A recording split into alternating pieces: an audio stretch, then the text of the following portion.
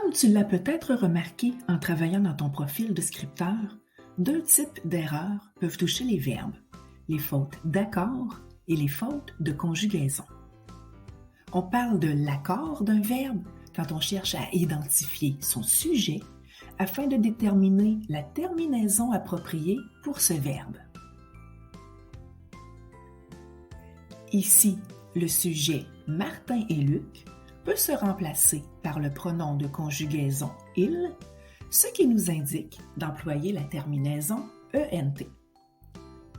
Toutefois, comme tu l'as déjà vu au primaire, la forme d'un verbe peut varier selon le temps employé.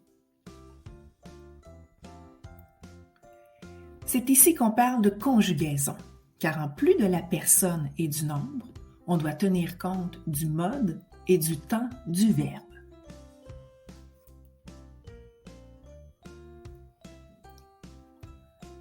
À partir de la page 169 de ton express grammatical, tu trouveras les tableaux de conjugaison qui te permettront de vérifier la plupart des verbes que tu veux conjuguer. Tout d'abord, ouvre ton express à la page 169. Comme tu peux le constater, il s'agit d'une liste alphabétique qui te permet de repérer le numéro du tableau à partir duquel tu pourras vérifier la conjugaison des différents verbes. Observe toutefois les deux informations suivantes qui sont d'une grande importance. Quand on parle des verbes en ER et dans IR, plusieurs d'entre eux vont se conjuguer selon les modèles aimer ou finir, donc ils n'apparaîtront pas dans la liste alphabétique. Maintenant, observe la disposition des informations dans les tableaux de conjugaison. Les mots en majuscules dans les bandes Bourgogne s'appellent les modes. Il y en a 5. L'indicatif, le subjonctif, l'impératif, l'infinitif et le participe.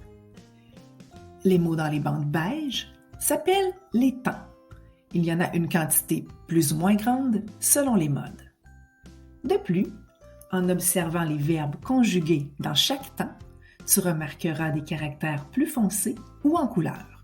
Ce sont des procédés pour attirer ton attention sur les éléments à observer quand tu utilises un modèle pour conjuguer un autre verbe.